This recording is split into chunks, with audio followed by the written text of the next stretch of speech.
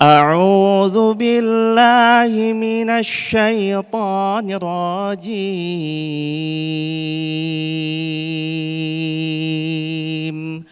بسم الله الرحمن الرحيم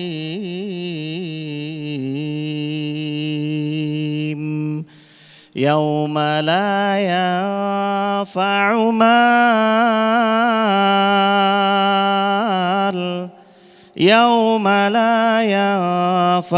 مال ولا بنون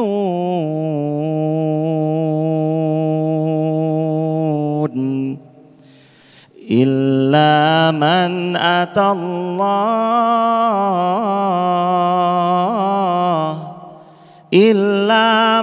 أتى الله بقلب سليم.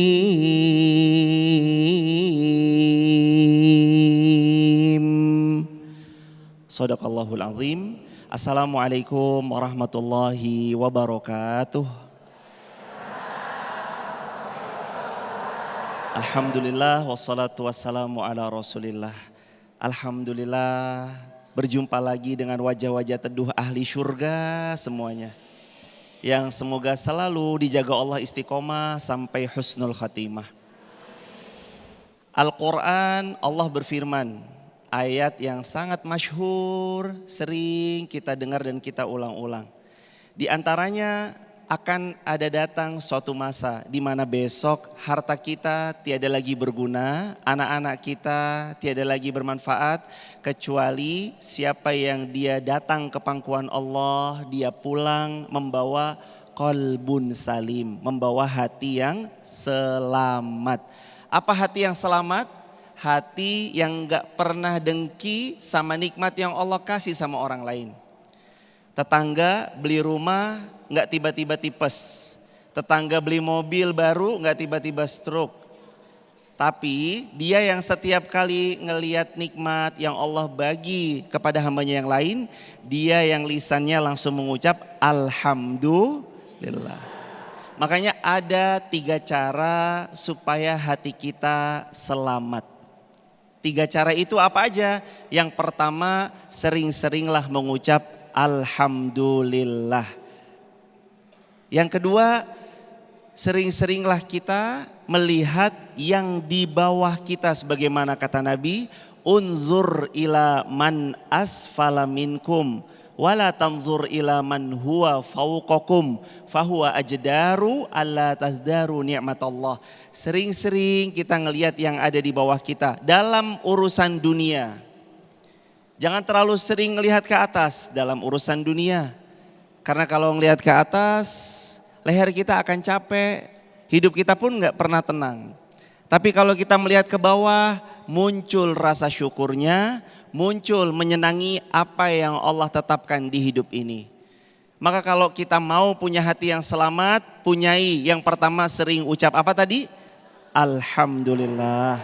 Yang kedua, sering-seringlah kita untuk melihat ke bawah dalam urusan dunia. Tapi urusan akhirat gimana Ustadz? Urusan akhirat lihat ke atas. Ada sahabat kita rajin berderma, rajin bersedekah setiap Jumat, rutin berbagi nasi box atau apapun itu. Kita kalau bisa lampaui dia. Tapi kalau misalkan qadarullah kita melihat dia lebih dalam urusan dunia, mau kita bersemangat supaya kita bisa lebih baik dalam beramal salih juga gak apa-apa, karena Nabi juga bersabda, sabda Nabi, 2 orang yang boleh kita iri padanya. Iri di sini, iri positif. Siapa aja? Dengarkan sabda Nabi yang satu ini. La hasada illa fitnatain. Gak boleh hasad, gak boleh iri positif kecuali kepada 2 pihak. Yang pertama, rajulun atahullahu hikmah yu'alliman nas ana al-laili wa ana an-nahar. Yang kedua, rajulun atahullahu malan fasalatahu ala halakatihi fil haqq. Kita boleh iri, satu kepada mereka yang diberi ilmu, lalu dengan ilmunya mengajarkan manusia pagi, siang, sore, malam. 2, kita boleh iri kepada beliau yang diberi harta, lalu rajin berderma pagi, siang, sore, malam. Di jalan yang hak, di jalan yang benar. Jadi agar hati kita selamat, miliki apa yang tadi di awal alhamdulillah, yang kedua sering melihat yang ada di bawah. Yang ketiga, cara agar Allah karuniai kita, illa man atallaha biqalbin salim. Supaya hati kita tuh hati yang selamat, sering-sering kita membuat diri kita jadi hamba yang lebih baik. Hari ini harus lebih baik dari hari kemarin, hari esok harus lebih baik dari hari ini. Sebagaimana sering sekali ahli hikmah mengatakan kalimat yang barusan. Hari ini harus lebih baik dari hari kemarin, hari esok lebih baik dari hari ini. Maknanya, mau tidak mau seorang muslim mukmin dia mesti memacu dirinya untuk jadi hamba yang lebih baik. Karena itu juga Allah berfirman dalam Al-Quran yang selalu sering kita hafal. Qad aflaha man zakkaha wa qad khaba man dassaha. Beruntung orang-orang yang mau introspeksi diri.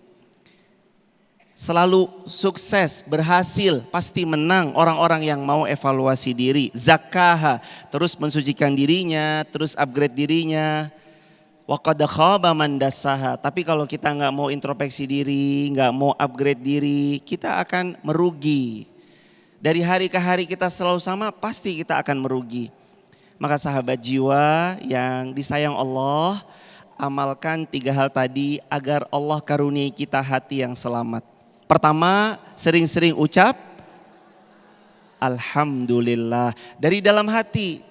Ucapan alhamdulillah dari dalam lubuk hati yang paling dalam.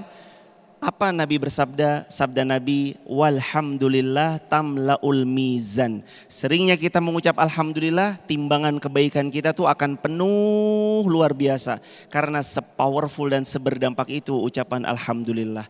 Yang kedua, sering-sering melihat yang ada di bawah. Yang ketiga, ayo kita jaga diri kita sama perbaiki hati kita. Insya Allah kita akan dapatkan apa yang Allah firmankan. Illa man atallah biqalbin salim. Allahu Akbar walillahil hamd.